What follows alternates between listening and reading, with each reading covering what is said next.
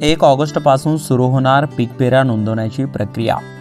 तुम्हाला पीक विमा किंवा नुकसान भरपाई हवी असेल तर ई पीक पाहणी करावीच लागणार आहे।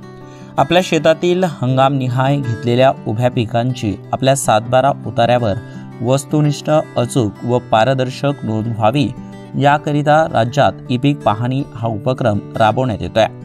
यावर्षीच्या खरीप हंगामाचा कालबद्ध कार्यक्रम जाहीर झाला असून 1 ऑगस्टपासून ते 15 सप्टेंबरपर्यंत शेतकऱ्यांना स्वतःहून आपल्या पिकांची 7/12 उतार्यावर नोंद करता येणार आहे। त्यासाठी शेतकऱ्यांनी ई पीक पाहणी करून आपले पीक आपल्या 7/12 उतार्यावर नोंदवण्यासाठी सर्वप्रथम मोबाईलवर ई पीक पाहणी याचे अद्ययावत ॲप डाउनलोड करायचे आहे। यानंतर पीक क्षेत्रात जाऊन नाव, गाव, गट क्रमांक अशी वैयक्तिक नोंदणी करून पिकांची माहिती अक्षांश, रेखांश यासह सचित्र प्रतिमा अपलोड करायची आहे। 1 ऑगस्टपासून आपल्याकडे महाराष्ट्रामध्ये ई पीक पाहणीची सुरुवात होते आहे। सर्वांना माहीत आहे की या अगोदर ई पीक पाहणी करताना तलाठ्यांमार्फत आपण आपल्या 7/12 नोंद घ्यायचो, परंतु मागच्या 3 वर्षापासून या ई पीक पाहणीच्या प्रकल्पाच्या माध्यमातून शेतकऱ्यांना स्वतःच आपल्या शेतातील जे पीक आहे ते आपल्या 7/12 घेण्याची संधी मिळत आहे। 1 ऑगस्टपासून या ई पीक पाहणीची सुरुवात होत आहे।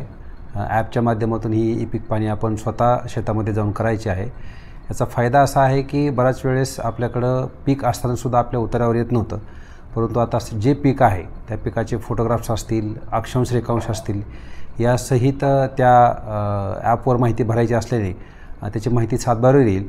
सर्वात महत्त्वाचं म्हणजे शेतकऱ्यांचा फायदा जो आहे, आता आपल्याकडे सर्वांना माहिती आहे की पीक विम्यासारखा एक महत्त्वाचा संवेदनशील विषय आहे, ज्याच्यामध्ये 7/12 जर आपले पीक असेल भविष्यामध्ये तर निश्चितपणे त्या शेतकऱ्याला पीक विमा मिळण्यास कोणती अडचण येत नाही। याशिवाय इतर जे शासकीय वेगवेगळ्या योजना आहेत त्यालासुद्धा आता ई पीक पाहणी ही कंपल्सरी करण्यात आलेली आहे। त्यामुळे शेतकरी बांधवांना माझं आव्हान असेल की आता 1 ऑगस्टपासून जे आपल्याकडं ई पीक पाहणीची सुरुवात होते आहे त्या माध्यमातून आपण स्वतः आपल्या शेतामध्ये जाऊन आपल्या सर्व पिकांची ई पीक पाहणी आपल्या मोबाईलद्वारे करावी। नवीन सुधारणासह ॲप उपलब्ध झाले आहे। यामध्ये नव्या व्हर्जनमध्ये शेतकरी आपल्या नोंदीत 48 तासात केव्हाही एक वेळ दुरुस्ती करू शकणार आहेत। तर शासनाच्या किमान आधारभूत किंमत योजनेत नोंद करायची आहे का असा प्रश्न देखील या ठिकाणी विचारण्यात आलेला आहे। तर यापूर्वी 1 मुख्य व 2 दुय्यम अशी पिके नोंदवता येत होती। आता 3 दुय्यम पिके क्षेत्रासह नोंदवणे शक्य आहे। तर शेतकऱ्यांना मदत बटन देखील देण्यात आलेले आहे।